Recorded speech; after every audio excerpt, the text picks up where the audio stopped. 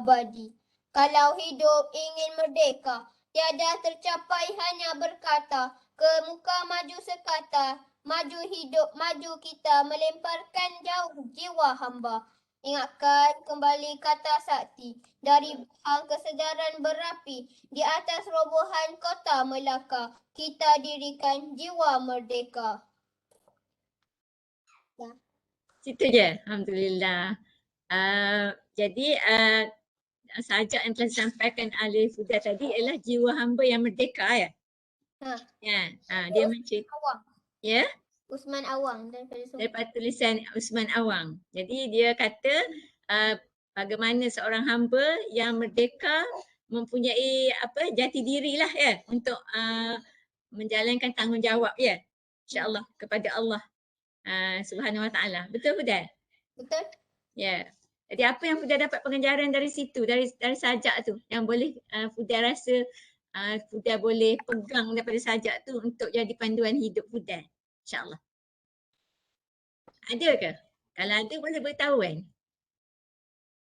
Adalah ayat-ayat dia tu yang Fuda rasa, oh baguslah ni saya nak pegang kata-kata ni supaya nanti saya besar pun saya nak berpegang pada kata-kata ni. Ada? Jati diri. Okey. Apa ayat dia kat situ jati diri tu? Dia kata apa pasal jati diri tadi?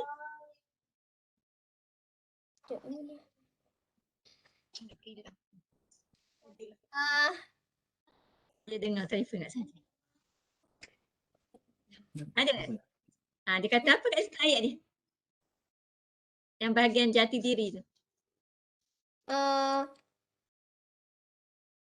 Kalau hidup ingin merdeka, tiada tercapai. Itu ke? Itu. Tiada tercapai hanya berkata, ke muka maju sekata, maju kita, melemparkan jauh jiwa hamba. Okey. InsyaAllah. Kat situ lah ya? Kita tak boleh hanya berkata-kata je, tapi kita tak berusaha kan? Okey, faham insyaAllah. Jadi kita kena apa yang kita kata, kita kena kotakan, kita kena usahakan insyaAllah. Jangan cakap je tapi tak buat. Untuk dapat jiwa merdeka ya Fuda. Untuk semua orang lah ya Wafa. Nanti boleh tanya lagi Abang Fuda apa maksud merdeka. Apa? Kalau tak faham nanti tanya kemudian ya. Okey. Okey Fuda, insyaAllah. Terima kasih banyak. InsyaAllah nanti kita 2 minggu lagi kita akan cuba dengar ada persembahan daripada Kakak Auni pula insyaAllah. Okey Fuda ya. Terima kasih Fuda. Assalamualaikum. Salam. Ni Wan pula. Wan nak bagi sikit apa yang kita nak bincang malam ni insyaAllah. Wan nak mulakan sikit dulu. Nanti Pak Angah akan sambung insyaAllah ya. Jadi untuk malam ni insyaAllah kita akan buat buku baru iaitu pendidikan anak-anak dalam Islam oleh Dr. Abdullah Nasir Ulwan.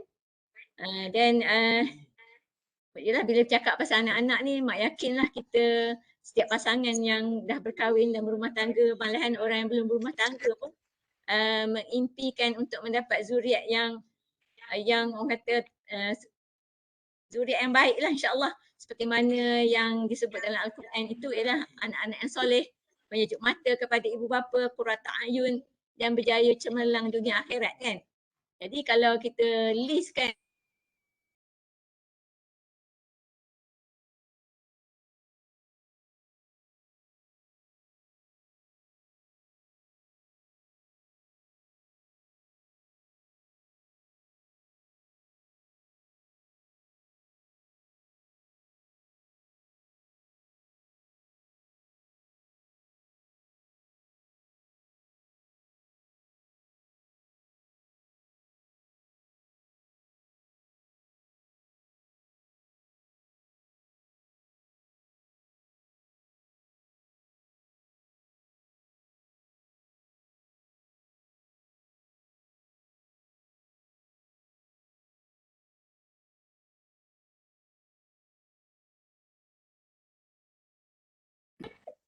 Tak dengar suara mak. Wan.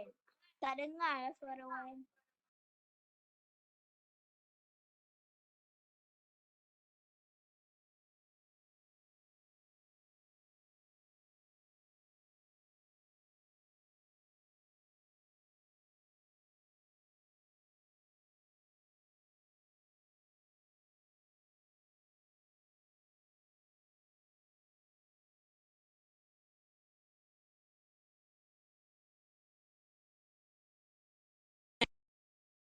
Cuba dengar tak?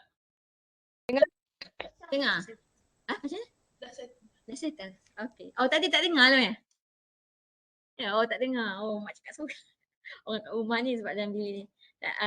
Sikit lah maknanya tentang topik yang kita nak sentuh pada malam ni, pendidikan anak-anak ni.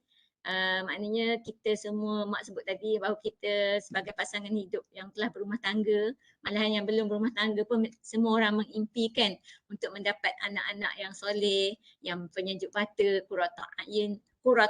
quratun ain, kan? Dan juga yang berjaya cemerlang dunia akhirat. Itu memang harapan kita semua ibu bapa. Dan kalau kita listkan harapan kita sepenuhnya kat atas kertas, contohnya untuk setiap anak, maka memang panjang jela lah. Maknanya kita nak anak jadi macam ni, jadi pandai baca Quran, pandai ada adab yang mempunyai adab yang baik, hormat ibu bapa, contohnya cemerlang dan pelajaran dan macam-macam lagi lah kan. Jadi kita memang visi kita untuk anak-anak kita ni memang terlalu, harapan dan visi kita terlalu besar sebenarnya untuk setiap anak yang kita ada, kan. Jadi dan kita oleh sebab itu bila visi kita terlalu besar, harapan kita terlalu besar untuk masa depan anak kita, seperti yang kita sebutkan tadi, maka kita tak bolehlah dalam bab mendidik anak-anak ni kita serah kepada takdir sahaja atau kita serah kepada nature, biarlah nature akan tentukan, takdir akan tentukan masa depan anak kita.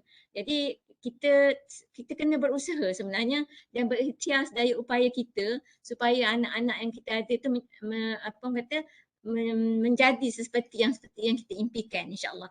Sebab mereka ni adalah zuriat keturunan kita, kan. Kemudian malahan dalam hadis Nabi pun maknanya kita biasa dengar kan, maknanya daripada anak Adam ni yang akan sampai kepada dia daripada hadis Abu Hurairah radhiyallahu anhu bahawa Nabi SAW bersabda, apabila seorang anak Adam mati, putuslah amalnya kecuali 3 perkara, iaitu sedekah jariah, ilmu yang memberi manfaat kepada orang lain, atau anak-anak soleh yang berdoa untuknya. Maka memang itulah makna antara tujuan utama kita ialah nak mendidik anak-anak kita menjadi anak-anak yang soleh, solehah, insya-Allah. Okey.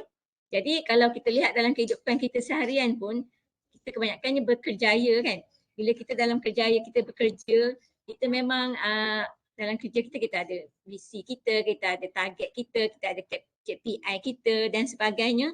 Maka sudah tentulah nak membentuk seorang insan yang kamil, insan yang sempurna. Sebab anak-anak ni kita kena seimbang daripada sudut spiritual dia, mental dia, fizikal dia, banyak aspek yang kita kena beri perhatian.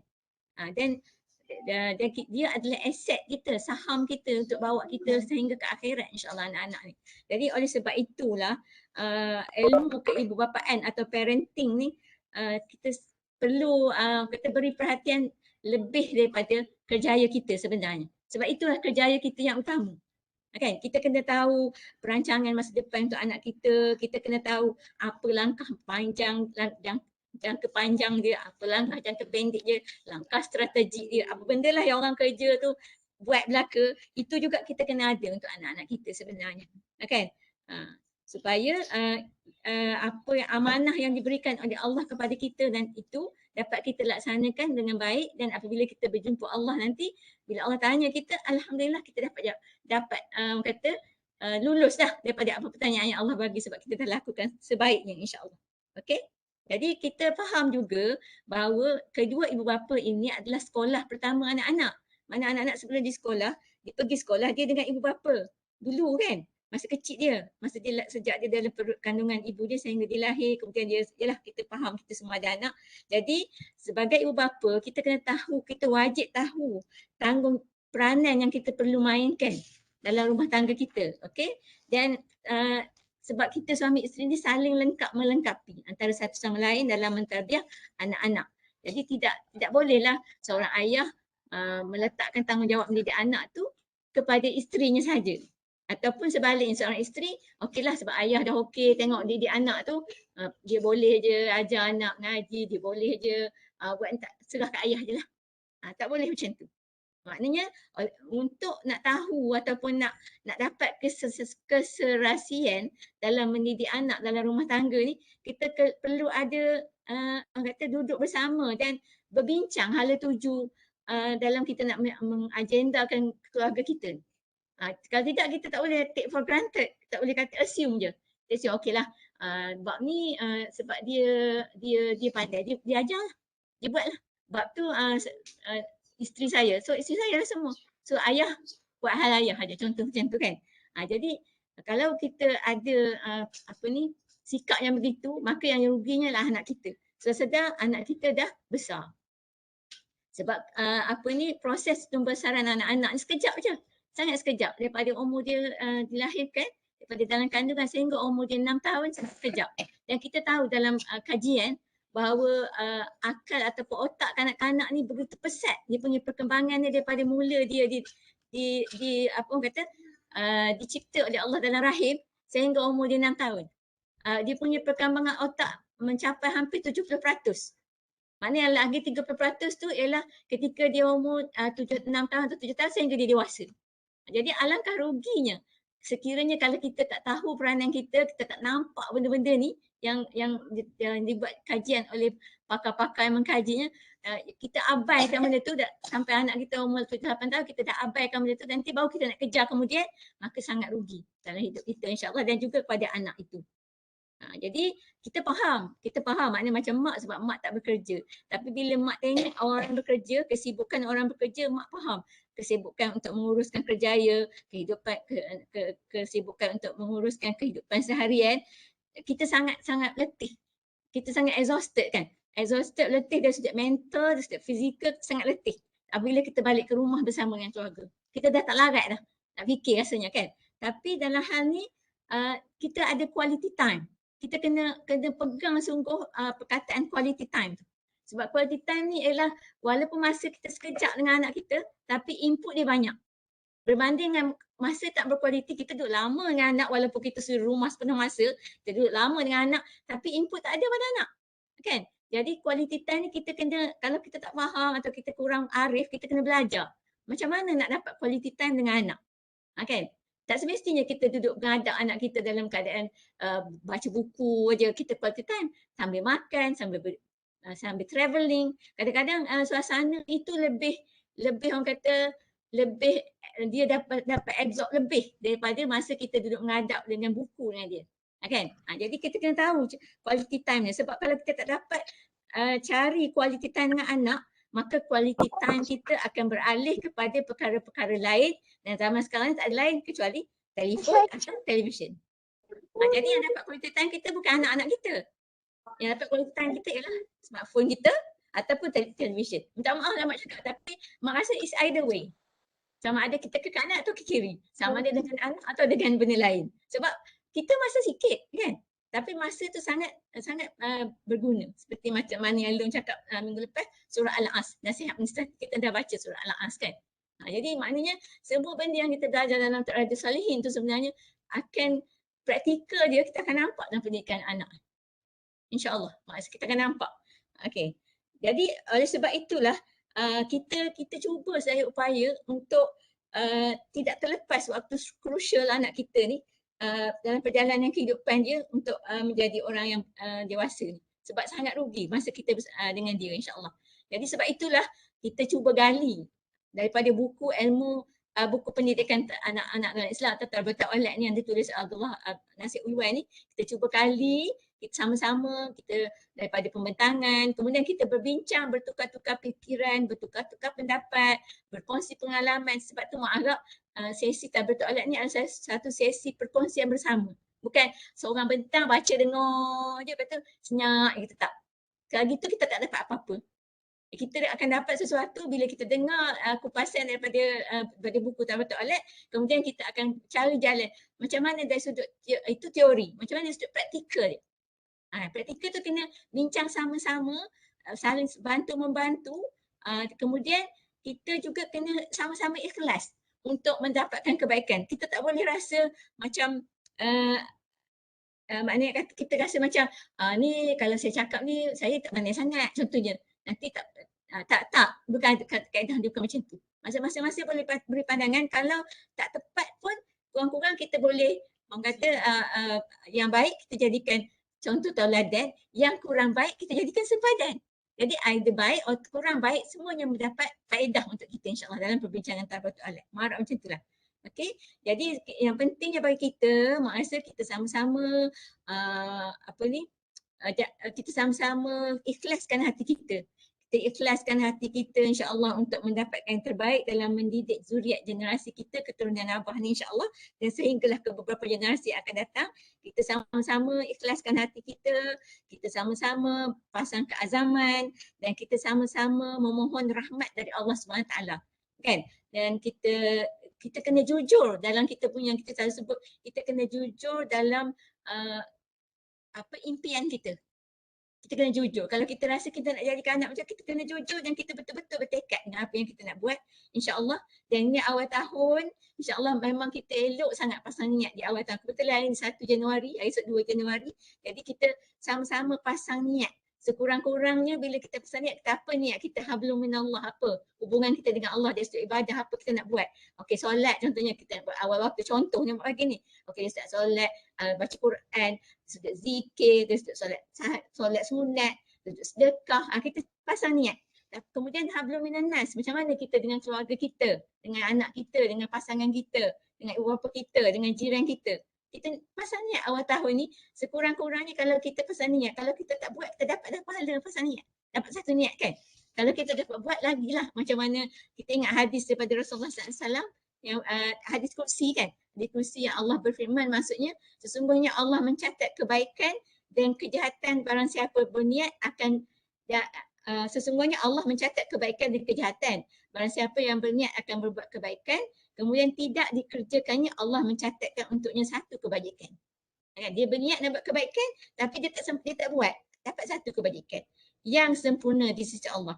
Dan jika berniat kebajikan kemudian dilaksanakannya, Allah mencatat 10 kebajikan sehingga 700 kali ganda, sehingga berlipat-lipat ganda lagi. Ini hadis kursi. Jadi kalau kita pasang niat, kita dapat macam ni untuk anak kita contohnya.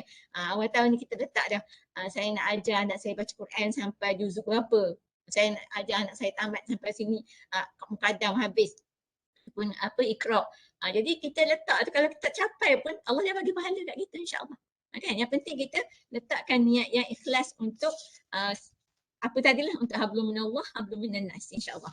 Kemudian dari situlah maksudnya kita mengharapkan rahmat Allah, kita selalu berdoa kepada Allah supaya membantu kita mudah untuk melaksanakan tugas yang berat ini, kerana hanya Allah sahaja yang boleh membantu kita. Dan kita selalu berdoa, Allahumma sta'an, Allah tempat memohon pertolongan, wa alaikal balagh, Allah yang mengabulkan doa, wala haula wala quwwata illa billah, dan tidak ada daya upaya melainkan dengan kekuatan daripada Allah.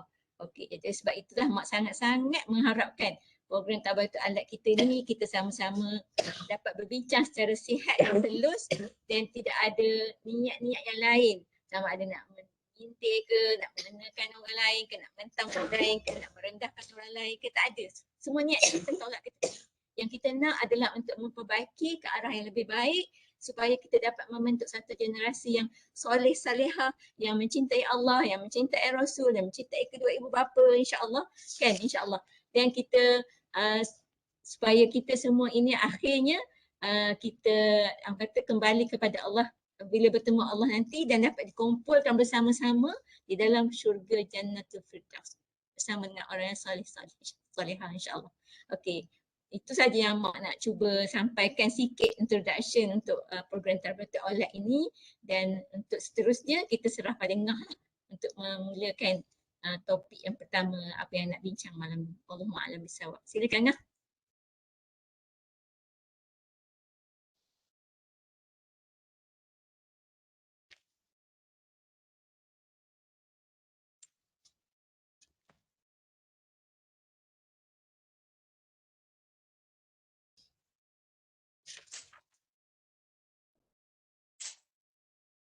Terima kasih kepada mak sebab atas.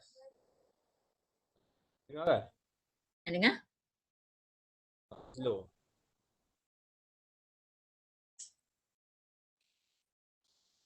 Kepada mak atas pada Fudai tadi. Dan pada mak daripada mak atas peringatan dalam Kuat sikit pentingnya. lah. Tak kuat lah. Tak kuat pula. Ah.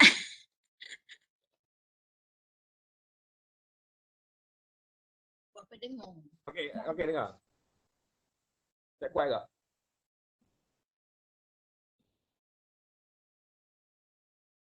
Dengar. Um,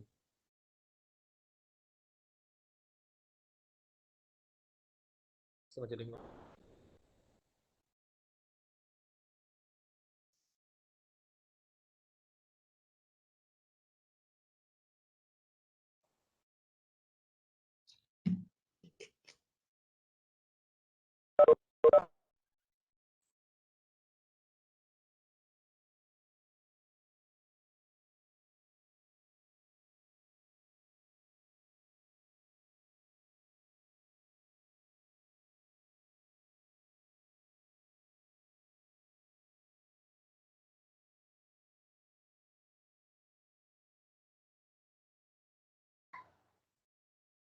Pada ini dengar? Okey. Jelas.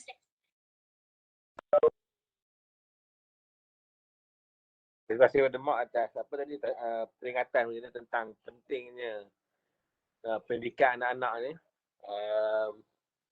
Jadi tapi mana minggu lepas 2 minggu lepas pun Mak 2-3 minggu lepas pun Mak dah explain sikit berkaitan apa pengenalan apa macam mana kenalan ataupun tanggungjawab kita sebagai pendidik lah kepada anak-anak kita. Dan untuk kali ni kita teruskan lah perbincangan kita ke tajuk yang seterusnya. Dalam Tablighatul Aulad ni, pendidikan anak-anak dalam Islam, tulisan daripada nama dia Ulwah. Abdullah Nasir Ulwan. Kita akan pergi pada pasal pertama, itu tanggungjawab pendidik. Tanggungjawab pendidikan anak-anak itu atas dasar keimanan. Okey, sebelum itu untuk secara generalnya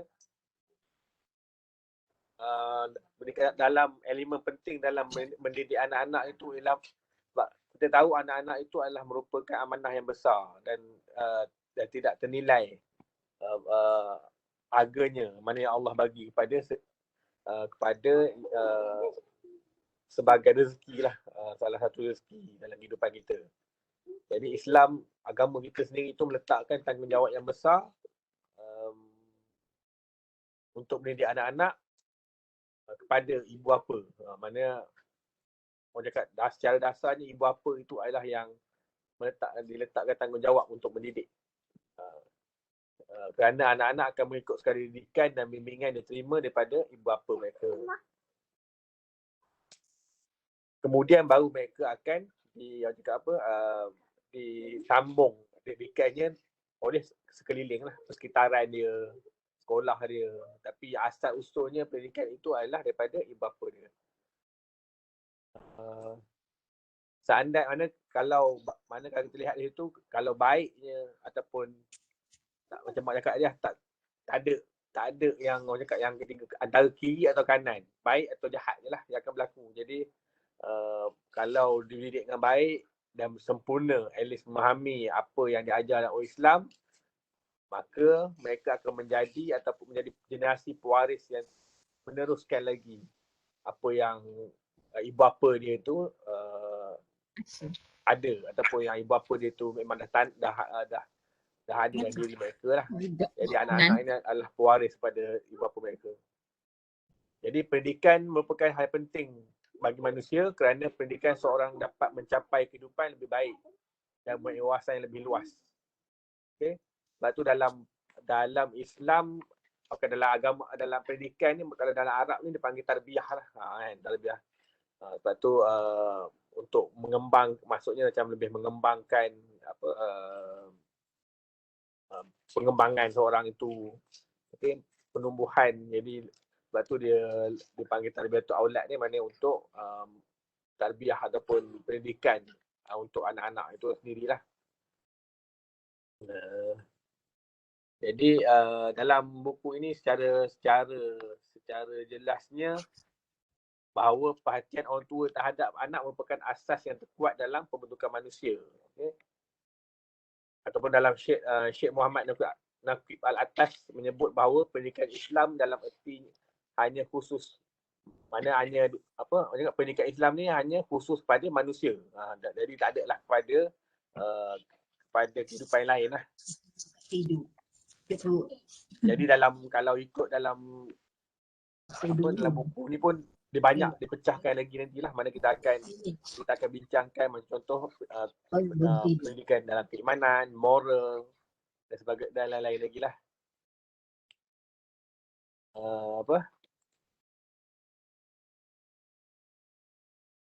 Jadi dalam ni pun akan dikupaskan macam mana untuk menanamkan rasa tanggungjawab dan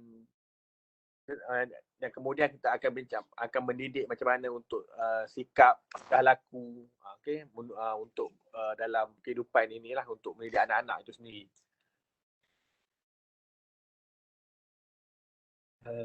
Seterusnya.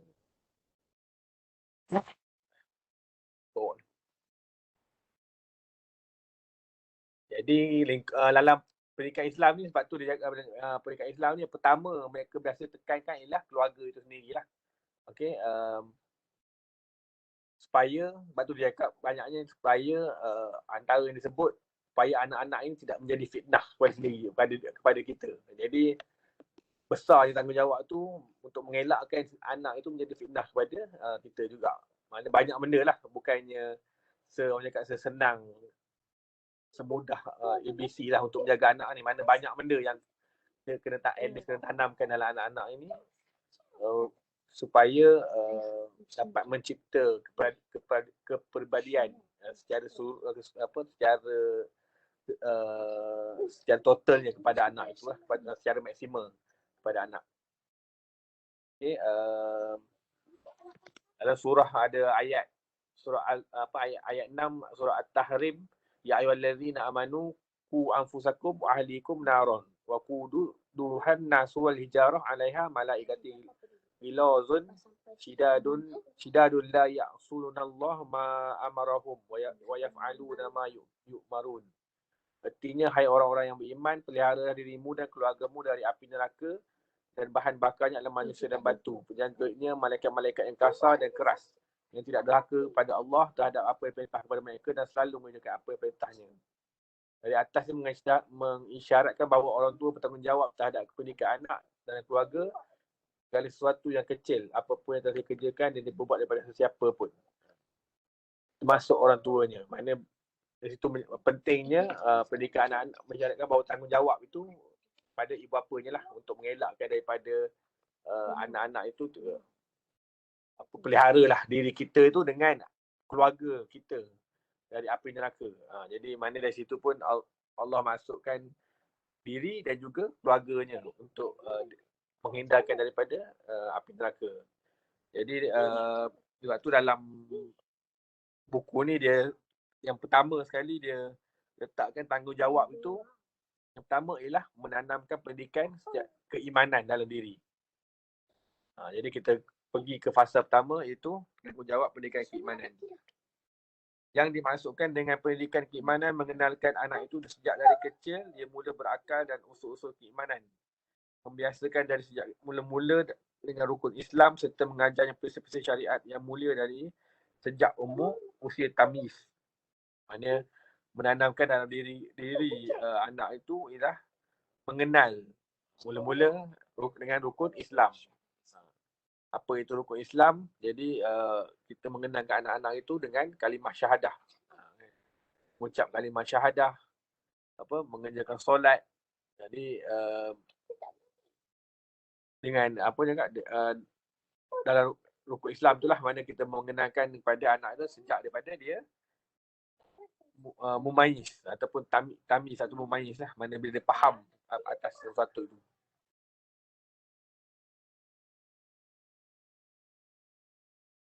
Lagi Yang dimaksudkan dengan usul-usul keimanan ialah semua yang telah sabit kebenarannya dari berita-berita dan hakikat keimanan. Sekejap. Sampai nanti kejap lagi.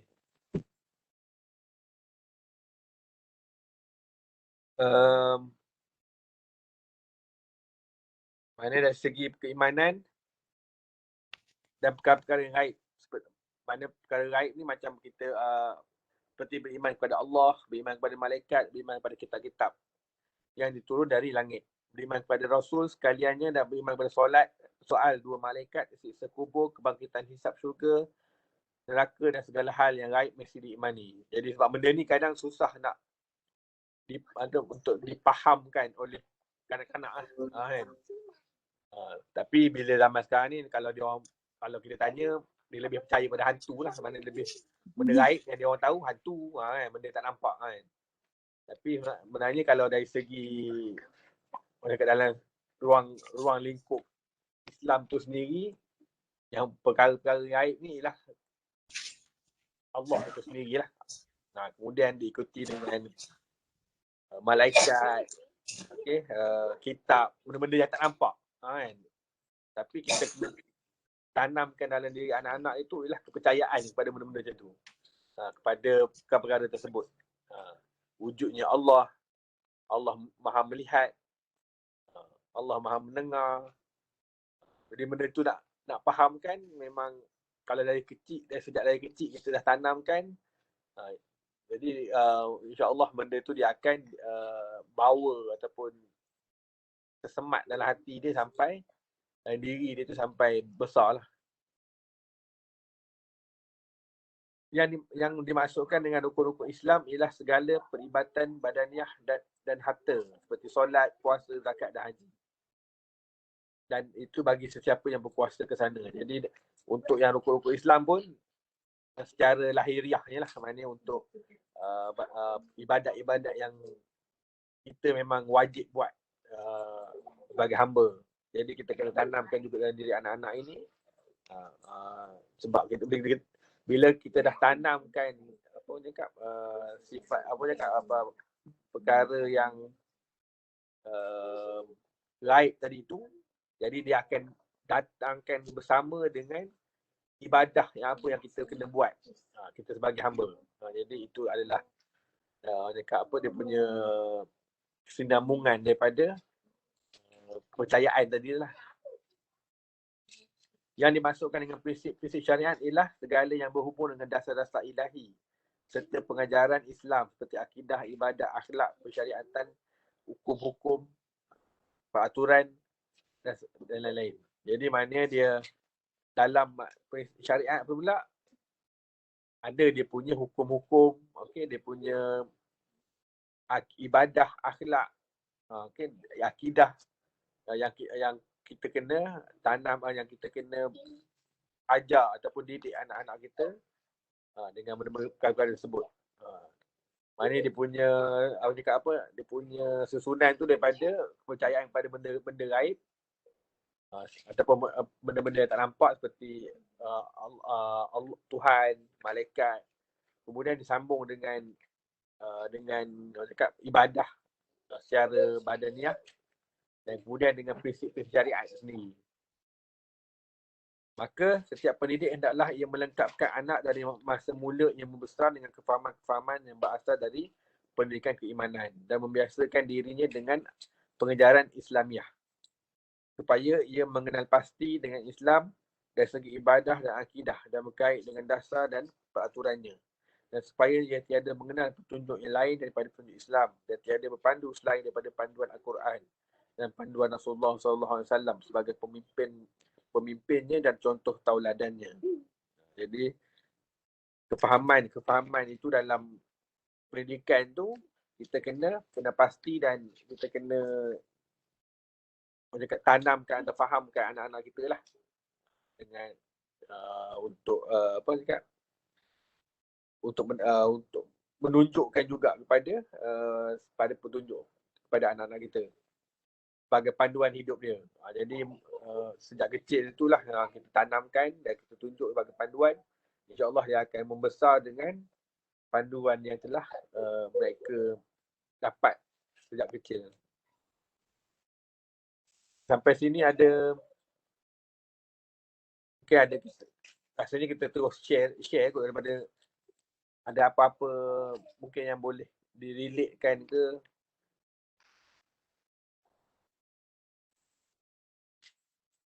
Suara mak tak nak. Okay, dengar tak suara mak? Ya. Apa ni mak rasa kan kalau Ngah baca ke depan sikit lagi, dia akan bagi poin-poin satu tu, maksudnya dia akan lebih detail lagi apa yang dimaksudkan dengan pengenalan kepada la ilaha illallah. Kat situ kita boleh bincang. Boleh. Kat situ dengar sikit lagi ke depan. Poin satu tu lah. Jadi fahaman mana tadi ada dari fahaman pendidikan keimanan ini dapat dikumpul daripada wasiat-wasiat Rasulullah sallallahu alaihi wasallam dalam mengenalkan anak-anak tentang usul-usul iman, Islam dan juga syariatnya. Jadi dia ada beberapa wasiat-wasiat Rasulullah yang terpenting. Okey, mana Rasulullah bagi wasiat, antara wasiat baginda sallallahu alaihi wasallam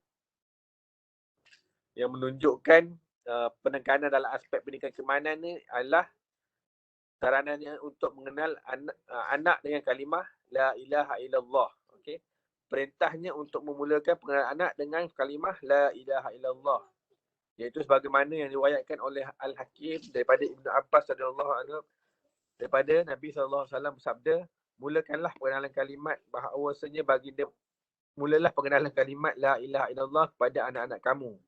Rahsianya ialah supaya kalimat tauhid itu serta syiar kemasukan ke dalam Islam itu awal pertama yang mengetuk pintu telinga anak itu dan mula-mula dilafazkan oleh lisannya. Yang mula-mula difahamkan dari huruf dan perkataannya. Dahulu pernah kita katakan dalam fasal hukum-hukum anak yang dilahirkan tentang sunatnya azan di telinga kanan, anak yang baru lahirkan dan iqamat di telinga kirinya. Dan tentulah tidak nafikan lagi bahawa amalan itu akan meninggalkan kesan yang baik mengenalkan anak tentang asal-usul akidah dan prinsip tauhid dan iman kepada anak-anak itu, diri anak itu. Jadi yang pertama ni dia memang tanamkan banyak wasiat Rasulullah SAW itu untuk menanamkan kalimah la ilaha illallah dari Tuhan selain daripada Allah dalam diri anak itu sendiri. Sebab rahsia atas surah ini ialah supaya kalimah tauhid serta syiar Islam menjadi perkara pertama yang sampai ke telinga anak itu, pendengaran anak itu, masuk dalam pendengaran anak itu. Yang mula-mula lafazkan serta difahamkan. Kita boleh bincang lah kat sini. Masa kat sini kita stop, kita boleh bincang. Sebab kalau mak tengok kat sini kan, mak mula dulu ya. Boleh tak? Boleh tak?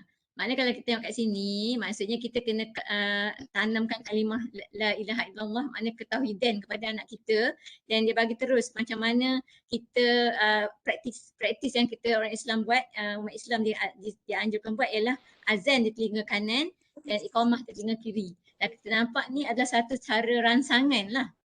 Kita merangsang anak tu daripada dia melancar ke dunia tu, kita dah bagi satu rangsangan dia kepada tauhid. Nampak tak? Mak rasalah kalau daripada apa yang dicakap kat sini. Jadi dalam arti kata lain, tadi kan dia cakap pada awal-awal tu dia kata sejak mula berakal kita kena tanam unsur-unsur keimanan pada anak. Jadi kita tak tahu anak kita ni berakal bila. Sebenarnya dia start berakal kan. Jadi kalau tengok dari sini, maksudnya kita tak perlu tanya bila. Daripada mula dia melancar ke dunia tu, padahal daripada perut ibu lagi kita dah rangsang dia kan. Mana kita tengok kat Al-Quran semua-semua tu, kalau kita tengok orang alim selalu buat macam tu. Jadi kat sini kita boleh bincang apa kaitan akal kita dengan rangsangan yang kita berikan kepada anak-anak. Okay. Dan macam mana kita sebagai ibu bapa memastikan bahawa kaedah-kaedah yang kita rasa memberi kesan lah dalam nak menanamkan tauhid kepada anaknya sejak kecil. Maksudnya kita tak tunggu dia masuk sekolah pun nak belajar semua-semua tu kan. Kalau kita tengok orang tua-tua, contohnya kalau zaman dulu, dia membuaikan anak tu disebut la ilaha illallah.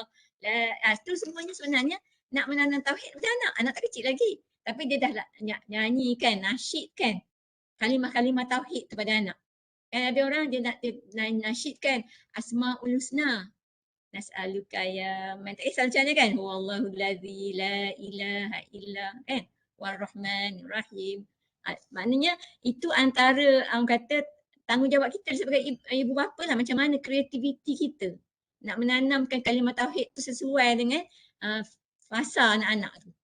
Tapi kita tak boleh terlepas, maksudnya jangan kita tunggu dia dah besar, mana cakap sebut kita ajar la ilaha illallah, contoh kita fikir gitu kan. Tak pandai cakap nak ajar macam mana, dia boleh ikut pun kita fikir. Tapi dalam pendidik anak-anak ni kita tak perlu tunggu. Rangsangan tu kena beri sentiasa.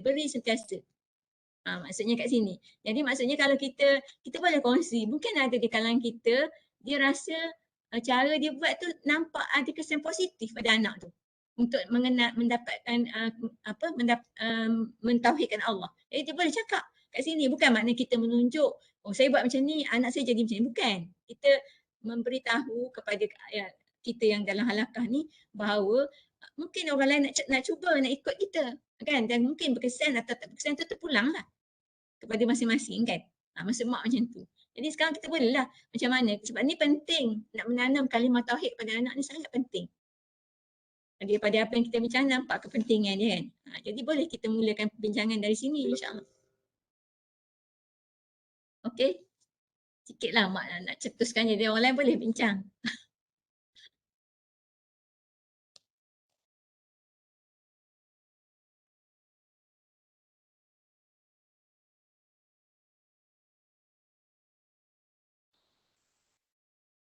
Ada siapa-siapa nak tambah?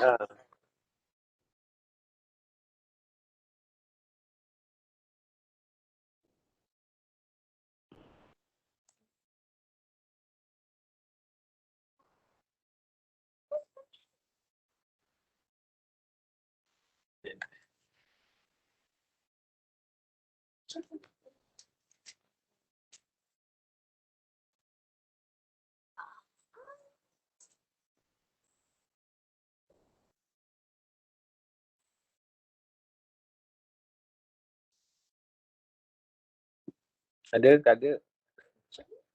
Sambung. Kak Long nak tambah ke?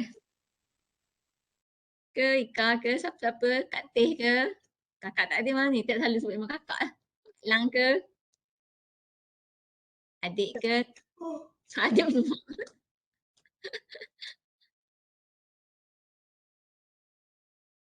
Kadang-kadang kita dengan anak-anak kita kena cari masa yang kondusif lah orang kata kan, untuk dia meresap apa dia cakap dengan dia. Kadang masa tak kondusif dia cakap dengan dia banyak pun dia tak boleh terima.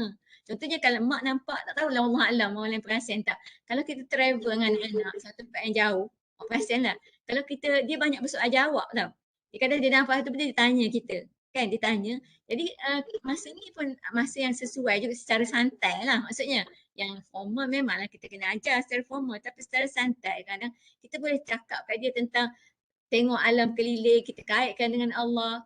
Secara langsung itu juga menanamkan tauhid kepada Allah. Ketauhidan kepada Allah kan. Tengok pokok, tengok binatang, tengok laut, tengok contohnya kan. Kadang cara pendidikan macam tu lebih meninggalkan kesan, bukan lebih lah, kadang meninggalkan kesan yang besar lah dalam jiwa anak-anak. Kan. Wallahualam lah pada pandangan mak lah.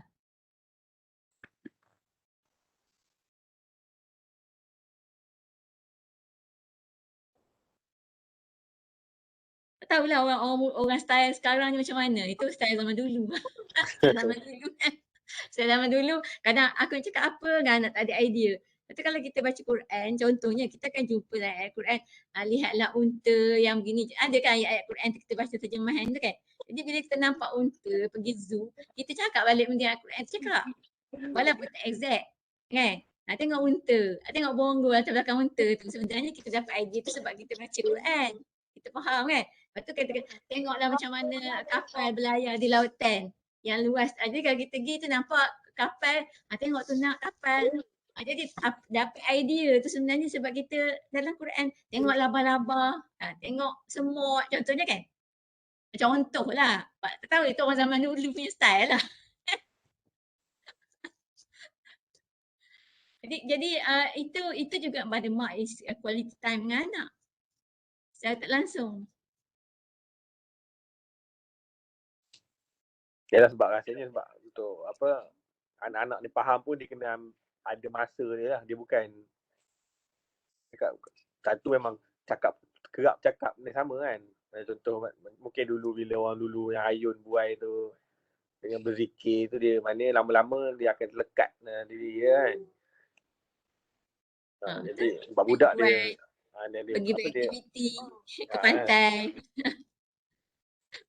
dia ulang-ulang benda sama kan. Jadi itu salah satu cara untuk menanam rasanya dia punya mungkin dia tak mana sambil bila dia tak faham apa dia sebut tu kita boleh explain lah apa maksud dia, apa yang apa la ilaha illallah tu apa kan. Kenapa kita ucap benda tu. Jadi dari situlah timbul kefahamannya kan.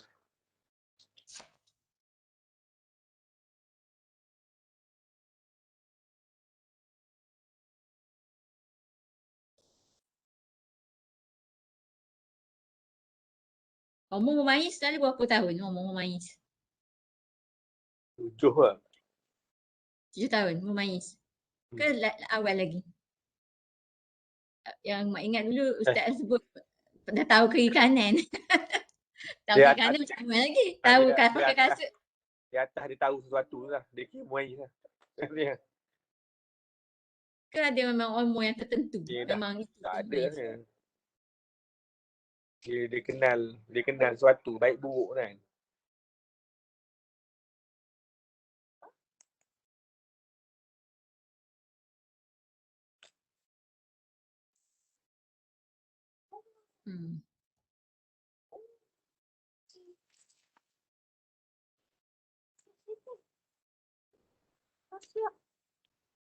Okay.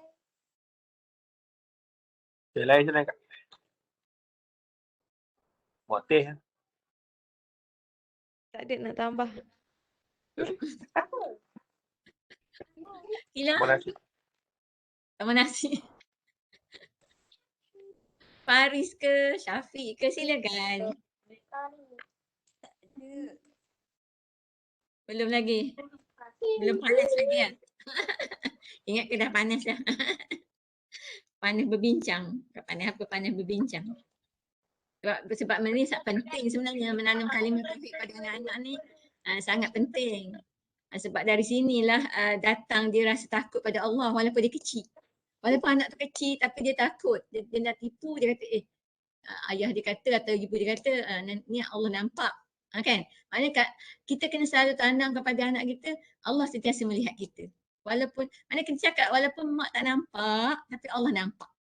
Benda tu kita selalu tanam pada anak kita at this age kan. Macam ni macam budak kalau tadi kan kata main sampai 7 tahun. Maknanya kita sendiri tengok macam anak-anak umur 7 tahun antara dah pandai umur 4 tahun, 5 tahun ke 7 tahun tu dia terlalu cepat dia punya development. Dia pandai macam-macam. Dalam masa 2 tahun tu dia dah pandai cakap benda, kadang-kadang dia cakap benda tak betul sangat kan. Jadi benda-benda dalam masa 2 tahun tu banyak benda kena input, bagi input kat dia. Supaya dia tahu bahawa hidup dia kat dunia ni dia tak boleh buat sesuka hati. Kalau mak dia tak ada kat rumah, ayah tak ada kat rumah, balik tak ada, abah tak ada ke, ayah tak ada ke, ada Allah. Kena tanam selalu pada dia. Okay. Cara nak tanamkan tu ialah kita kena berkomunikasi dengan anak. Dia tak boleh hantar dia ke sekolah. Kita kata dia dah sekolah Islam contohnya kan. Tak apalah dapat apa kat sekolah. Banyak mana lah tambah sekarang pergi PR. Mak tak rasa dia dapat banyak. Jadi nak tak nak peranan ibu bapa tu sangat penting dalam masa umur dia yang sekarang ni. Sebab bila dia dah besar lagi, dia dah tak rapat dengan kita dah. Dia tak banyak tanya kita dah. Bila dia dah masuk umur 10 tahun, budak-budak perempuan dia dah balik contohnya dia dah period kan. Dia tak banyak tanya kita dah. Kalau dia dah start pegang telefon, dia akan balik dengan telefon dah. Dia tak minat dah. Tambah kalau kita daripada kecil pun kita tak cakap dengan dia. Sangat. Tapi kalau daripada kecil kita selalu bertanya, bercakap, berbincang apa dengan dia lah, dia akan datang pada kita. Tapi kalau dulu pun kita senyap dengan dia, sampai dia besar pun dia akan senyap dengan kita. So in the end kita tak tahu apa dia buat. Dan sangat rugilah mak rasa sebab kita tak dapat laksanakan tanggungjawab kita sebab ada komunikasi. Masalah komunikasi. Wallahualam lah, mak bimbang benda macam tu. Bagi orang yang seangkatan dengan mak lah mak rasa. Orang sekarang wallahualam lah. Benda-benda tu sangat membimbangkan. Bila anak dah tak boleh berkomunikasi dengan parents, terutama dengan ibu. Sebab selalu anak dia akan mengadu sebab anak mak lah tahu anak orang lain. Walaupun contohnya mak tak bekerja, anak minta duit dengan mak. Dia tahu je mak tak ada duit, tapi mak duit dah habis. Maknanya dia lebih selesa berkomunikasi dengan ibu. Wallah alam daripada mak. Jadi nak tak nak, kita tak ada pilihan. Kalau kita sayang kat anak-anak kita, tak ada pilihan. Kita terpaksa buat apa yang agama kata. Wallah alam. Nampak macam keras kan? Tapi itu dia punya hakikat kehidupan.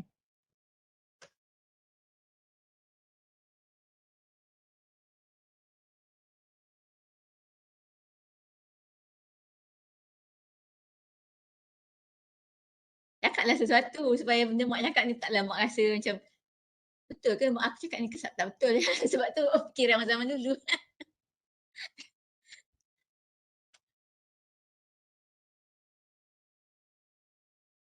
Ataupun anak-anak mak mungkin dah lalui pendidikan dari mak kata, mak cara tu sebenarnya tak tepat sangat. Jadi kita boleh buat tajuk baru, kesilapan mendidik anak. Beberapa perkara silap dalam mendidik anak kan. Mana kita boleh ambil situ dah sebagai guideline. Maksud mak gitulah. Itu cara mak buat tu silap. Jadi cara betul dia macam ni. Okey tak apa. Kita buat cara yang betul. Contohnya. So kita dapat apa-apa cara pun mana kita dapat dua-dua. Cara silap kita tahu kita betul kan. Ataupun cara tu mungkin betul kita ikut. Contoh. Kak Teh ada kawan yang memang tak rapat sangatlah dengan mak dia. So memang sampai sekarang dia memang seorang yang memendam rasa dan memang sampai ke sekarang ni kalau ada benda masalah dia macam tak boleh nak settle. Macam Kak Teh masalah cakap kat mak macam boleh lepas lah rasanya. Tapi kalau dia nampak macam tak settle, life dia pun nampak macam banyaklah benda yang tak settle tu. Masalah dengan suami, bukanlah kita nak cerita kat mak kan, tapi maksudnya kita dapat hint daripada sebab mak, dia kata mak dia tak pernah cerita apa macam pengalaman-pengalaman mak dia pada dia. So dia macam Penting pengalaman tu kena cerita kat dia sikit-sikit kan. Baru anak tu rasa ada guidance ya. betul. Kadang mak fikir bacalah buku. Kan banyak buku-buku kat pasaran tu.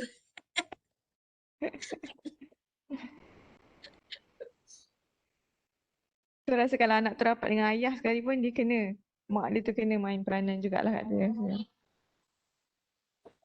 Dia macam kawan Kak Tri tu dia pernah cerita. Cakap tak kena apa yang tak puas hati dengan mak dia. Sampai jumpa ni lah, sampai jumpa kaunselor. Macam ada depression. Sebab Dan dia tak puas hati dengan mak.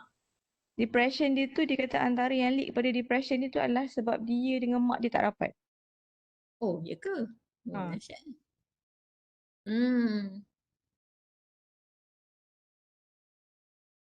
Macam mana ya? Kuat sikit adik. Adik tu jauh. Kak adik punya soalan dia tu jauh sangat. Dia kata apa faktor mak dia tak rapat dengan anak dia tu?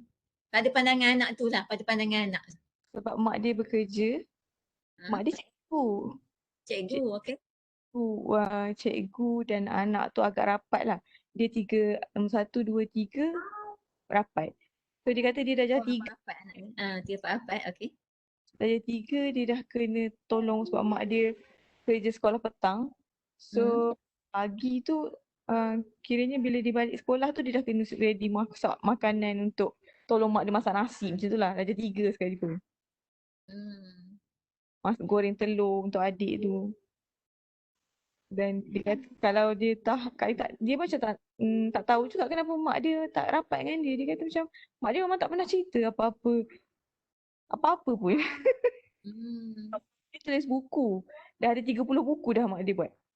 Buku novel yang macam novel biasa-biasa je lah kan. Tapi mak dia ada 10 buku dah lah yang dah diterbitkan. Tapi bila kita tanya buku apa tajuk novel mak awak buat? Entah saya tak tahu pun. Kak Teh rasa kalau Kak Teh tahu semua mak tulis apa. Dia tak baca novel mak dia buat ya? Tahu. Tajuk pun dia tak tahu. Itu memang dia dendam betul dengan mak dia tu kot. Tahu kan macam mana. So, dia cuma macam tak rapat apa mak dia buat. Dia biarkan je lah. Adik dia 7 orang juga yang orang Kak Teh rasa macam sepatutnya macam adik-adik kita lah kan rapat. Macam tu lah kan tapi tak. Okey, Kak Teh. Satu perkongsian yang boleh kita fikirkan, renungkan dan minta jauh-jauhkan Allah berlaku dalam keluarga kita. Assalamualaikum Mak. Wassalamualaikum. Dan adik-adik semua. Terima kasih kepada Ngah dah memulakan rancangan kita lah tentang kapital aulad ni. Jadi ada 2 poin yang lu nampak berkait rapat dengan tajuk yang topik yang cerita inilah. Yang pertama berkenaan tentang bagaimana kita nak menanamkan apa nilai-nilai yang kita nak tanam kepada anak. Mana sebelum berlakunya ataupun sebelum kita tahu dia amanah, kita tahu anak ni adalah tanggungjawab. Tapi apa yang Tuhan akan bertanggungjawabkan, apa yang Tuhan telah bertanggungjawabkan kepada kita untuk kita tarbiyah anak tu. Tadi macam Ngah sebut juga, tarbiyah ni berasal dari perkataan bagaimana kita nak, dia berasal dari perkataan rabba ni maksudnya macam menjaga sampai dia boleh berdikari. Contoh kalau kita tanam pokok, dia macam ni, kita seolah kita menanam pokok lah. Daripada dia tak ada apa-apa, sehinggalah dia boleh menjadi pokok yang kuat lah. Jadi anak-anak pun macam tu juga. Jadi apa intipati ataupun apakah yang kita nak tanam kepada anak-anak? Yang sebut tadi utama tentang akidah, kemudian tentang ibadah dan tentang akhlak. Jadi 3 perkara ni adalah intipati kita katakan yang kita kena tanam pada anak-anak. Jadi kalau tengok Nabi SAW pun dia perkara tauhid, perkara tentang gaib ni ataupun perkara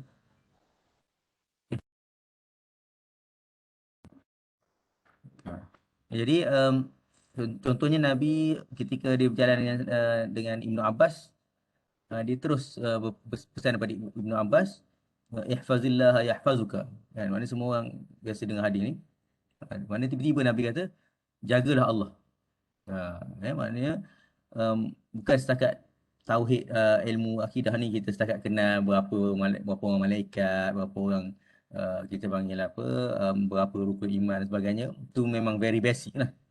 Tapi macam mana kita nak biar dia sedar tentang kehadiran Allah tu. Itu yang paling besar sekali. Macam Mak cakap tadi, tanpa kehadiran kita pun dia maksudnya dia boleh membesar bukan dengan pantauan kita semata-mata. Tapi bukanlah maksudnya kita nak lepaskan diri daripada memantau ataupun mentarbiyah anak-anak kita. Kan? Tetapi intipati yang sebenarnya adalah bagaimana dia boleh merasai kehadiran Allah SWT dalam hidup dia. Kemudian yang kedua yang Mak sebut tentang peranan mak ada kepada ibu bapa, mak ke ataupun ayah.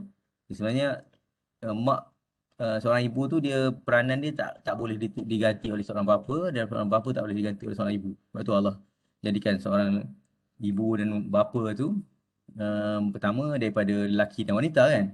Dah berbeza dah, nature dia berbeza, kita panggil apa, cara berkomunikasi berbeza lelaki dan perempuan ni. Kemudian cara dia menangani sesuatu masalah berbeza, cara dia menangani emosi berbeza. Jadi sebab itulah seorang ayah tak boleh jadi ibu, seorang ibu tak boleh ambil alih tugas ayah. Kedua-duanya kena wujud, kena ada, dan mengambil tugas yang berbeza dalam pendidikan anak. Jadi kalau orang tu kata, saya serah kat isteri saya je, didik anak-anak, salah lah statement tu.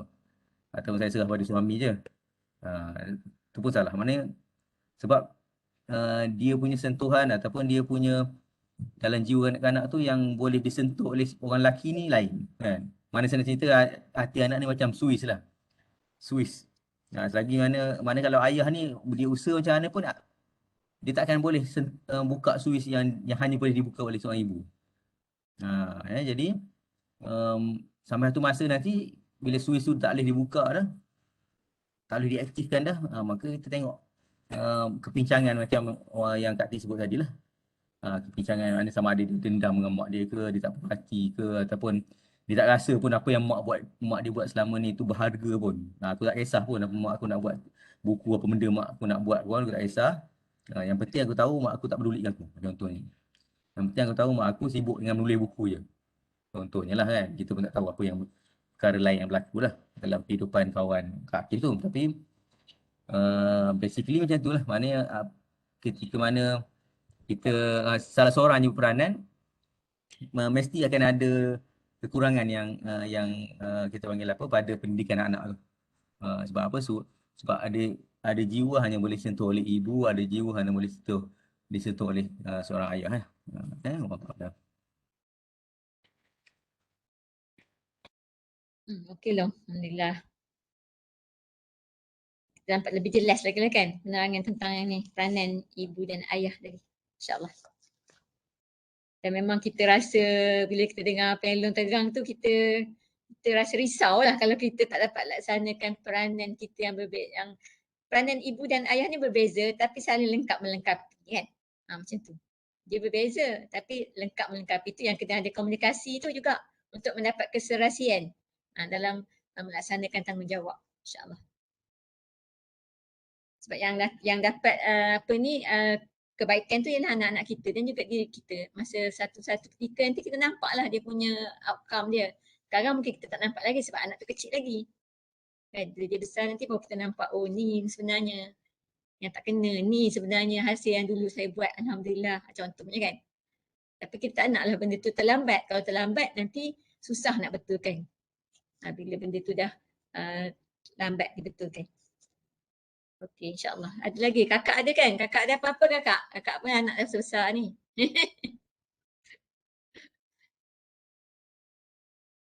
Tajuk peranan ibu bapa ke apa? Dalam menanamkan tak masuk. kalimah tauhid kak. Menanamkan kalimah la ilaha illallah. Peranan ibu bapa lah ni kita cakap pasal ilmu parenting kan. Tapi menanamkan konsep la ilaha illallah. Topik yang pertama ni yang secara topik yang kecil ni. Nak tanam konsep la ilaha illallah kepada anak-anak. Itu mak kata kita boleh bincang ni teori dia, praktikal dia macam mana kan. Mungkin kakak ada nak kongsi pengalaman ke atau macam kata tadi pada kawan dia ke. So membantu juga untuk kita nak renungkan. InsyaAllah. Kakak tak tahu lah, tapi kakak rasa kakak agak yang macam Long kata tadi, yang kakak dengar tadi lah kan. Baru sampai bilik sebenarnya. Dengar yang Long kan. Yang Long cakap tadi, kita ajar kalimah tauhid tu kan, yang la ilaha illallah tu. Tapi dulu pun akak ingat macam tu lah maksudnya. Tapi bila akak dengar ustaz cakap, sebenarnya banyak lagi slot-slot yang kita boleh isi tauhid, bab tauhid tu yang kita kena kukuhkan. Contohnya dia kata, kita selalu cakap as parent, dia kata mak ni sayang anak macam tu lah kan. Mak je sayang anak macam tu, mak paling sayang anak. Tapi kita lupa nak cakap, mak paling sayang anak tapi Allah lagi sayangkan anak. Macam tu. Maksudnya apa sahaja kita kaitkan. Itulah kakak terlepas lah maksudnya dah lama kan. Macam baru dengar, oh macam tu rupanya, macam tu lah. Tapi bila dah tahu pun macam susah jugalah nak implement pun sebab dah biasa. Dah biasa cakap, Umi ni nasihat sebab Umi sayang macam tu. Tapi lupa cakap, nak selitkan lagi. Tapi macam Allah cakap, Allah pun sayang macam maksudnya nak nasihat, nak kaitkan tu kan. Jadi anak selalu fikir sampai, oh Umi sayang. Jadi kalau Umi tak ada, aku lost nanti. Umi tak ada, kita sedih macam tu lah kan. Jadi benda tu sebenarnya kena ialah proses kan, macam atau proses mendidik anak ni, proses mendidik mak ayah juga sebenarnya. Jadi apa yang silap tu kita dah tahu macam mana tu, kita buat slow-slow lah macam even. Tapi memang kalimah tauhid tu memang kakak memang bila dengar memang rasa benda tu sangat penting lah, macam dari parent, dari mak dan daripada ayah juga. Dua-dua kena bekerjasama tapi dalam cara yang berbeza. Macam tu.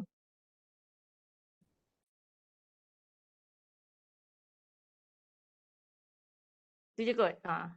Kakak, mak rasa pun macam contoh kita dulu kan kita kata saya sayangkan anak. Tapi kita tak sebut kerana Allah. Tapi sebenarnya memang kita sayang dia kerana Allah. Cuma kita rasa macam panjang sebut mak sayang Long, mak sayang Ngah. Tapi mak kata mak sayang Ngah kerana Allah. Macam panjang sangat cakap macam tu. Tapi panjang lagi rasa macam memang kerana Allah pun macam tu. Kerana Allah. Jadi kadang-kadang kita terlupa anak tu kita tak dapat yang belakang tu. Bukan sebab kita hektik masa kita dengan dia. Tapi kita boleh mak rasa pada pandangan mak, boleh kita cakap apa yang ada pada kita, menunjukkan Allah sayang pada kita tu. Allah bagi ibu bapa kat kita, Allah bagi rezeki nikmat tu, menunjukkan Allah tu maha lebih hebat daripada Umi dengan Abi lah. Yalah. Tapi Tak budak kan lain lah. budak kan selalu tangkap yang kita cakap tu je kan. Yang lain Kalau kita boleh cakap panjang-panjang je lagi bagus kan. Terus ingat tu. Tapi sebab kita dulu pun tak dididik macam tu. Mak kita tak cakap kita macam tu. Kita selalu buat apa yang mak kita buat selalunya. Betul tak? Nak start sesuatu yang baru tu macam berat sikit lah. Tapi insyaAllah depan ni tak berat lah kakak. insya-Allah. Tambah baik apa yang mak didik. Mak selalu ingat jangan pasal kisah Imam Syafi'i ya. Imam Syafi'i. Kalau dari dulu mak asal anak kecil-kecil mak ingat nak dapatkan Imam Syafi'i yang hebat macam Imam Syafi'i tu dia kena lalui 7 generasi. Dan 7 generasi tu mak tak ingat detail, mak cuma ingat yang sikit yang tu je lah yang mak pegang. 7 generasi tu setiap generasi tu dia mula langkah daripada generasi pertama. Dan generasi kedua tu sambung je. Jangan mundur belakang. Jadi kalau mundur belakang, mak ingat aku ni generasi Tok Iyah. Tok Iyah pandai mengaji. So mak kena depend sikit daripada Tok Iyah. Contohnya gitu. Dan harap anak mak nanti depend sikit daripada mak. Dan cucu mak nanti depend sikit daripada anak mak. Jadi dia ke depan tu baru dapat yang terbaik daripada 7. Lepas 7 keturunan. Macam tu lah. Mak selalu bayangkan macam tu. Jadi kalau lepas mak, anak mak undur belakang pula. Cucu mak lagi undur belakang. Kita rasa rugilah. Kan? Jadi sebab tu maksudnya bila nak kahwin pun kita akan nasihat kat anak kita cari orang yang sama-sama faham tentang pendidikan anak dan sama-sama apa orang kata berusaha. Kita bukan nak cari orang yang perfect sebab tak ada siapa yang perfect kan. Jadi kita sama-sama faham, sama-sama berusaha, sama-sama bekerjasama, berikhtiar untuk mendidik generasi yang lebih baik dan lebih baik insya-Allah. Itu harapan mak lah dulu-dulu lah. Dan hingga sampai sekarang kot insya-Allah. Kan? Sebab ingat pasal kisah tu lah kisah Imam Syafi'i. Allah alam. Itu yang jadi pegangan buat kita termotivasi untuk mendidik generasi yang kedua lebih baik daripada pertama dan harap yang ketiga lebih baik daripada yang kedua dan seterusnya. Macam tu.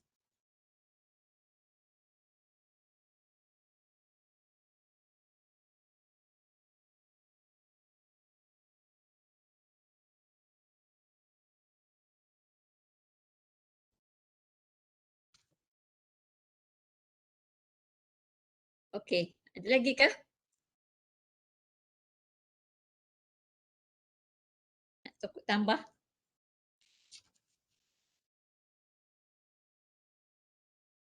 Baca satu lagi lengah insyaAllah. Nombor 2.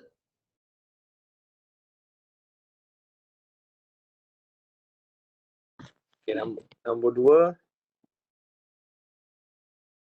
Apa ya? Mengenalkannya pada masa dia mula berakal akan hukum-hukum halal dan haram. Sesuai seperti bagaimana yang diterangkan oleh Ibnu Jarir dan Ibnu Munzir daripada hadis Ibnu Abbas radhiyallahu anhu bahawa Rasulullah bersabda yang bermaksud bekerjalah dengan taat kepada Allah dan jauhilah maksiat-maksiat terhadap Allah. Dan suruhlah anak-anak kamu supaya menurut perintah dan menjauhi larangan. Maka itu pemeliharaan diri kamu dan diri mereka daripada api neraka. Hikmah daripada perintah ini ialah agar anak itu dapat membuka matanya dari sejak kecil lagi dengan menjaga perintah-perintah Allah, lalu dia membiasakan dirinya dengan mentaatinya. Juga agar dia menjauhi larangan-larangan Allah, agar dia dapat menjaga diri daripadanya dan tidak mendekatinya. Apabila si anak sudah faham tentang hukum-hukum halal dan haram serta dia membiasakan diri dengan mematuhi hukum-hukum syariat dari sejak kecil, maka dia tidak akan tahu yang lain daripada Islam dengan syariat dan prinsip-prinsipnya sahaja. Jadi dari situ apa yang beritahu ialah anak-anak perlu didedahkan kepada hukum halal Islam sejak kecil. Mereka juga perlu dididik agar melakukan ibadah macam solat, mana masuk halal haram ni ialah benda yang dia tahu baik buruknya satu perkara itu. Jadi macam dan juga dia tahulah bila kita cerita pasal benda yang wajib, benda yang tak boleh dibuat, hukum-hukum yang berdosa. Jadi dia boleh tahu dan dari situ kita boleh ajar dia untuk didik dia untuk melakukan ibadah-ibadah yang wajib. seperti solat, dia ada sejak umur 7 tahun. Ini maknanya Rasulullah juga ada mengatakan, ada meriwayatkan daripada yang bersabda, yang maksud daripada Amr bin Syu'aib, daripada bapanya, daripada datuknya berkata, telah bersabda Rasulullah, suruh anak-anak kamu bersembahyang pada usia 7 tahun dan pukullah dia kerana sembahyang pada usia 10 tahun. Itu yang nombor 3. Nombor 3. Berdua tu. Jadi daripada itu mana dia punya tadi tu dia punya yang daripada tu kita nak fahamkan dia ialah halal dan haram sesuatu perkara.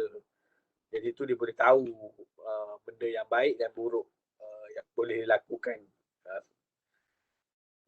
untuk dalam dia menjalani kehidupan. Jadi bila kita faham dia daripada kecil, insya-Allah bila dia besar tu dia boleh tahu, at least dia boleh memahami satu perkara itu dan boleh membuat pertimbangan untuk melakukan satu perkara. InsyaAllah. Dia memang, tapi yang menyambak ni kalau ikut yang ni memang kita tahulah benda ni memang susah untuk kita mana sebagai ibu bapa ni kita boleh tanamkan dalam anak-anak tu sendiri. Kadang ibu bapa itu pun tersasar jugalah sebab benda halal haram ni ataupun benda yang orang cakap apa yang dosa pahala ni memang susah lah sebab kita ada gangguan-gangguan lain lah, macam gangguan syaitan, gangguan nafsu sendiri kan. Tapi tapi at least dia tak tersasar jauh pun cakap lah, mana tak pergi kepada yang mungkin kita tak berharap untuk dia tersasar ke arah yang cakap yang kepada keburukan lah kan. Kalau dia tahu tu, mana kalau dia faham, mungkin bila dia buat satu kesalahan tu dia boleh kembali balik kepada fitrah bagi orang Islam tu lah. Yang ni mak nampak kalau dalam didik anak yang masih kecil, yang dia tahu yang mak terfikir sekarang ni hal-hal yang paling kita kena tekan pada anak antara ialah dari segi aurat masa. Aurat macam kita kan ada adik-beradik, ada anak-anak tu ada anak lelaki, ada anak perempuan contohnya kan. Jadi kalau kita nampak mak rasa rata-rata kadang-kadang anak ni dia tak biasa dengan adik-beradik dia tak jaga sangat lah. Sehingga kadang-kadang dia dah besar pun, perempuan tu dah besar tapi dia masih tak segan ni kat adik dia. Kan? Jadi kalau benda-benda tu kita kena beritahu lah sebab benda tu akan terbawa-bawa sehingga besar. Halal haram dari sudut aurat ni kan. Maknanya dia tak boleh tunjukkan. Kalau dia mandi tu biarlah siang-siang anak mandi, anak lelaki mandilah dulu kan, anak perempuan jangan anak lelaki perempuan mandi serentak contohnya. Kadang kita ialah keadaan suasana rumah tu kadang kecil, jadi kita biar je anak lelaki perempuan sebab dia kecil lagi kan. Tapi sampai ke besar kadang-kadang dia pun tak segan, kakak dalam air adik nak masuk je adik lelaki kan. Jadi budak-budak pula biasa tak kunci pintu bilik air contohnya kan.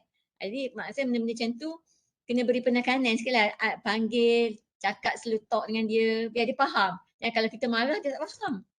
Kita marahnya jangan ni adik ni masuk ke dah. Kita panggil, terang dia satu persatu. Esok mungkin dia buat salah lagi. Terang lagi satu persatu. Sebab anak-anak ni kena repetition. Kita kena ulang. Macam kita pun. Kita ingat masa kita kecil tu. Kalau mak cakap sekali bukan buat terus. Kan? Kena kali ulang. Kadang dah ulang berpuluh kali pun. Kan? Kita benda macam tu lah. Maksudnya Wallahualam, mak rasa benda antara lah benda halal haram yang kena jaga ialah aurat lah. Macam mana dia dengan anak-anak jiran, kita dah kena beritahu umur dia sekarang berapa tahun, jadi umur budak ni kecil lagi. Kita terang semua-semua tu biar dia faham. Sebab kata dia generalize je. Orang tu boleh, kenapa saya tak boleh? Sebab dia tak tahu yang dia tu dah makin besar, badan dia dah makin semua dah tambah, dari sudut berat badan, dari sudut development badan dia physically pun dah berubah semua kan. Dan tanpa dia sedar, mungkin dia punya hormon dalam badan ni pun dah berubah. Dulu dia kawan dengan budak lelaki okey je, sekarang dia ada perasaan lain dengan budak lelaki. Dia pun tak sedar. Sedar dia suka je orang sebelah tu. Contoh jiran sebelah kan. Jadi kita yang sebagai parents kena tahu. Kadang-kadang kita ukur masa kita kecil, kita dah jadual macam mana. Ya masa kita jadual, kita ada tak rasa suka. Mungkin masa kita tak ada rasa suka tapi lebih baik kita ukur dengan agama. Tapi kadang-kadang susah nak ukur agama sebab kita mungkin tak ada ilmu sangat, tak belajar sangat. Contohnya Allah izin kita tak sampai ke tahap tu, kita ukur dengan pengalaman kita. pun tak, at least kita ada satu guideline daripada kita tak ukur dengan apa-apa langsung. Kita dia je, dia baik tak apalah, dia main je, tak apa pun. Kita rasa macam tu kan. Tapi sebenarnya dalam mind dia dah hormon dia dah berubah. Dia dah ada perasaan lain dengan orang dengan budak lelaki, contohnya budak perempuan ke dengan budak perempuan ke. So kita kena cepat peka benda je. Oh malam lah bagi mak lah.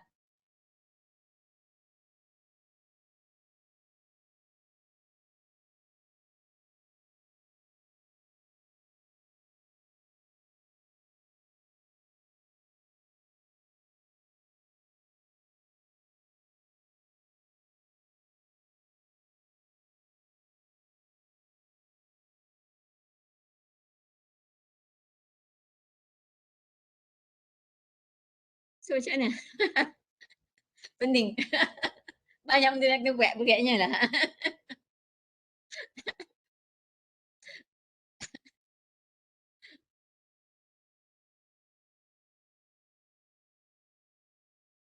Mari nak cerita sikit lah. Siapa tu? Faris ke?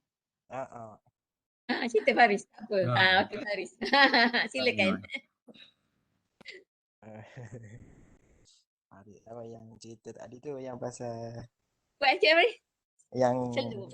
Tak yang dengar. quality time tu kan. Ah, Nak cerita macam mana kan? Faris sendiri pun apa nak cerita Faris dengan apa mak Faris pun apa mak panggil mak kan.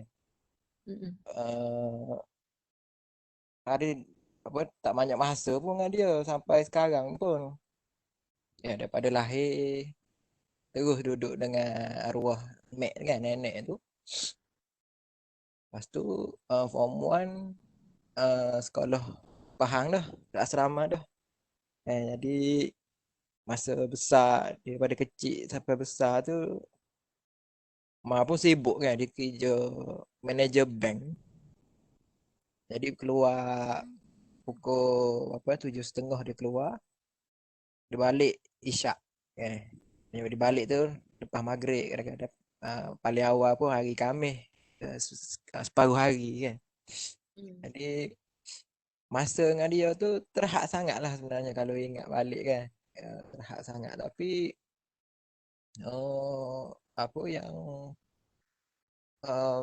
Faris sendirinya rasa walaupun tak banyak masa dengan dia tapi masa-masa yang dia bagi dengan kita tu kita walaupun sikit tapi kita happy lah, kita happy, kita appreciate kan. Lepas tu kita pun kita ternanti-nanti untuk next slot walaupun sikit ya. Dalam satu hari tu mungkin pagi dia buat breakfast, bangun solat, dia buat breakfast kejap. Lepas tu lepas Faris pergi sekolah pukul 7 dia siap-siap nak pergi kerja pula kan. Waktu tu lepas tu sehari tak ada jumpa balik malam lepas sekolah lah. Balik maghrib. Lepas tu dia siap-siap. Lepas tu kadang-kadang balik maghrib tu malam tu dia kena sambung lagi kerja, dia sambung buat kerja lagi kan sebab dia sibuk sangat dia kata. Tapi Mai dia kalau sibuk mana pun dia biasanya Faris suka tanya dia kan, kerja sekolah English contohnya kan, suka tanya dia. Tapi dia tak pernah ni lah. Saya ingat Faris dia tak pernah lagi lah kata mama sibuk, minta maaf. Dia tak pernah kata gitu. Dia memang dia akan ajar lah. Lepas tu lepas ajar Faris tu barulah dia sambung buat kerja dia. Kadang-kadang sampai tengah malam baru tidur kan. Lepas tu sebab satu lagi mungkin semua tahu kan sebab mak ayah Faris dah tak ada sekali daripada di sekolah rendah tak silap lupa dah. Jadi maksudnya selain tu maknanya walaupun masa tu sikit dia macam mana dia ajar betul-betul dia ingatlah masa tu kayak kita pun masa tu nak tanya abah macam cuak sikit sebab abah garang sikit kan. Abah pun dia ajar kalau tanya, tapi biasalah anak ni dia naluri dia kan, dia akan prefer ke yang lebih uh, ni lah tak garang kan, dia pergi ke mak lah biasanya. Kita tanya-tanya dia ajar lah, dia ajar. Jadi masa tu kita anak lah bagi Faris lah. Faris appreciate lah masa tu. Jadi kita happy, kita jadi bestnya lah masa ni kan. Jadi kita excited anak tunggu mak balik malam esok nak tanya pula kan. Lepas tu weekend pun biasanya untuk mak dia berehat lah kan. Weekend dia akan bawa seminggu sekali pergi makan KFC ke contohnya. Seminggu sekali, sebulan sekali ataupun 2 bulan sekali kan. Jadi sampai ke loan ni lah kalau kira masa Faris paling masa paling sikit lah dalam adik-beradik kan, masa dengan mak ni. Tapi sehingga ke hari ni kita tak rasa lah kita jauh dengan dia kan, malah kita rasa lagi dekat kan. Lagi nak jumpa lah. Kalau anak mak je lah tinggal lah ni kan. Ni kat kampung mak tak ada dah. Jadi nak apa yang Faris rasanya kat sini, Faris tak ada anak lagi, tapi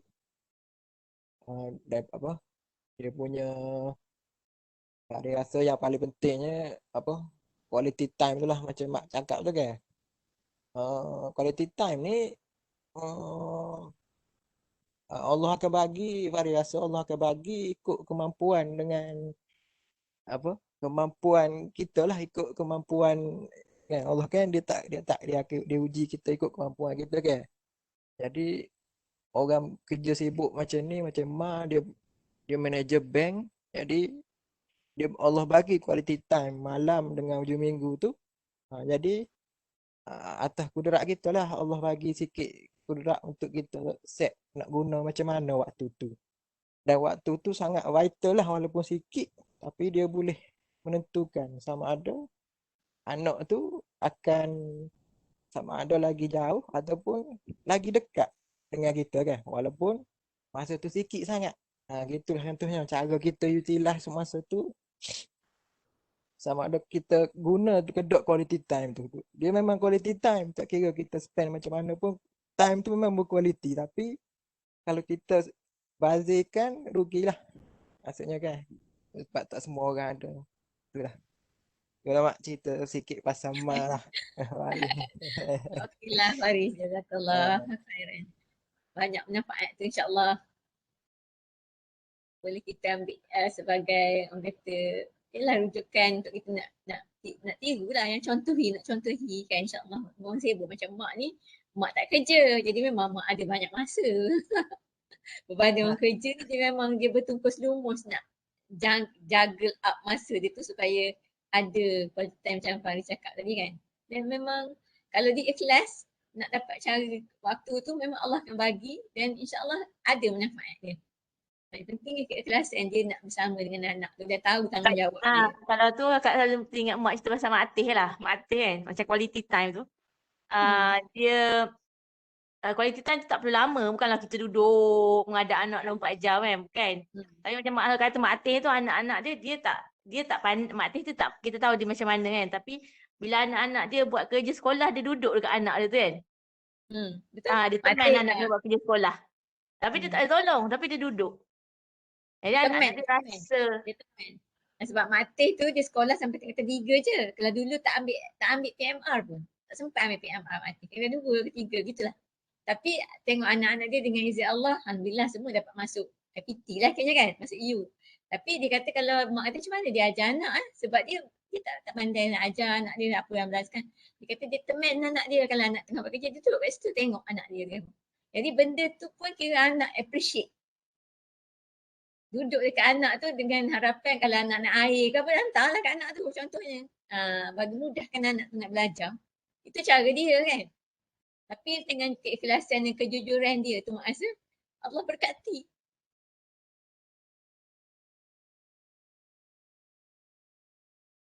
Yang penting je kita rasa nak keluar dari jiwa kita tu maksudnya penting. Jiwa kita yang ikhlas, aku nak buat sesuatu untuk anak aku. Tapi ini je lah kemampuan yang aku ada lah. Contohnya lah. Kan? Jangan kita lepaskan langsung. Tak apalah, lepas tak fikir pun. kita sibuk. Kita sibuk. Contoh macam tu kan. Jadi tak ada lah. Dia punya tak tahu nak kata nak apa, dia kata keberkatan apa benda. Anak tu tak rasa sebab dia timbul balik tau. Dia dua jiwa. Tak rasa attach lah kan. Ah. Satu lagi mak nak tambah sikit lagi ni. Boleh. Apa? Pasal parenting ni hari banyak apa dengar pengalaman orang je lah kan. Tak ada anak lagi ni. Dulu kat Jepun dulu waktu hari apa? Ujung-ujung sebelum balik tu banyak dah kelas pun tak berapa banyak ada dah kan ujung-ujung tu. Lepas tu banyaklah family-family ni dia orang minta bawa pergi translate kan, dia orang nak pergi pejabat-pejabat daerah ke, pergi sekolah, pergi bank kan, kita jadi translator lah masa tu. Follow lah dia orang bincang-bincang dia orang cerita lah. Biasalah kan mulut orang ni dia tak puas hati orang tu, tak puas hati orang ni, tapi hari tu ingat ada pesan seorang ni dia kata kalau buat parenting ni kita kalau boleh kita jangan compare kan. Parenting kita tak sama sebenarnya. Kita boleh maksudnya kita boleh apa ambil nasihat, kita boleh apa belajar kan cara parenting, tapi kita jangan compare kita dengan orang lain macam tu kita contoh kan sebab pada kata tadi lah kalau sebab ujian ni apa ujian parenting Allah bagi tak sama, dia bagi ikut kemampuan masing-masing kan. Maksudnya mungkin bagi orang yang sibuk kan, dia buat banyak mana yang dia mampu tu pun dah cukup untuk membentuk anak dia kan, sebab Allah dah mudahkan bab tu. Tapi untuk orang yang ada masa, ujian dia lain pula, ujian dia ada masa, tapi mungkin dengan kalau dia buat amount sama effort dengan orang yang tak ada masa tadi, mungkin belum nak jadi orang lagi anak dia gitu kan. Tapi orang ada masa ni mungkin Allah dia Allah bagi dia kesenangan lain kan. Jadi tapi itulah ujian untuk orang tak ada masa pula, jadi dia akan anggap aku tak ada masa, tak apa, aku boleh apa serahkan apa tawakal je. Tu ujian dia pula. Dia tak nak guna pun, tak nak ambil effort pun atas masa sikit yang dia ada tu. Gitu pula kita maksudnya kita jangan compare lah, kita jangan compare. Lepas tu kita buat the best lah. Ikut keadaan kita, ikut kemampuan kita, insya-Allah. Okay lah. Macam tu lah. Betul. Betul lah, insya-Allah. Mak setuju. Sebab kalau kita banding kita jadi stres. Orang tu buat kita banding. Orang tu macam tu, saya nak jadi macam orang tu juga. Kita kena sesuaikan dengan kita tahu konsep, tapi yang lain tu kita adapt lah kan. Jangan kita cara pelaksanaan tu kita ikut orang lain juga. Konsep tu penting kita faham. InsyaAllah. Betul.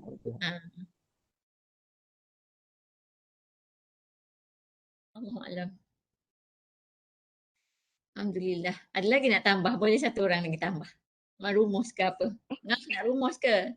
Kelung nak rumus ke? Ataupun Kak Long ke? Silakan. Atau Syafiq ke? Semua orang boleh bercakap.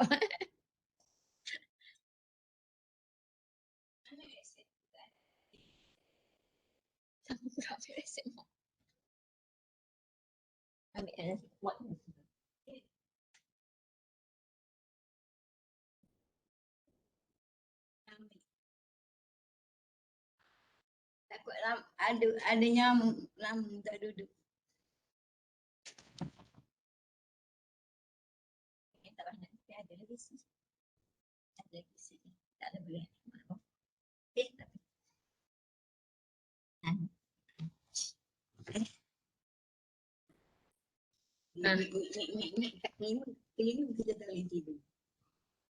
Ada lagi nak tambah apa-apa?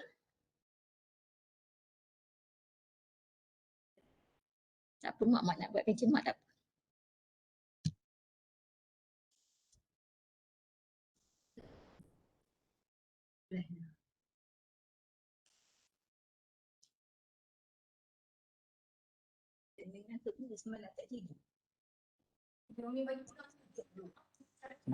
Rasa apa untuk malam ni tu dah banyak tu.